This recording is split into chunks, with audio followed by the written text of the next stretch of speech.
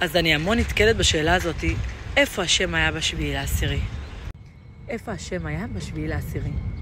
אז לכל אחד יש שמירה אלוקית עליו. מרגע שהוא קם עד הרגע שהוא הולך לישון. היא מתחדשת בכל יום מחדש.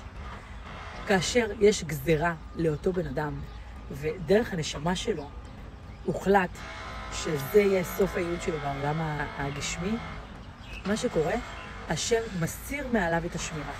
ואז הוא נותן לו להיות אדם ללא שמירה. ככה בעולם מטייל. ואם חס וחלילה קורה לו משהו, אז פשוט קורה לו, כי השמירה עוזבת אותו.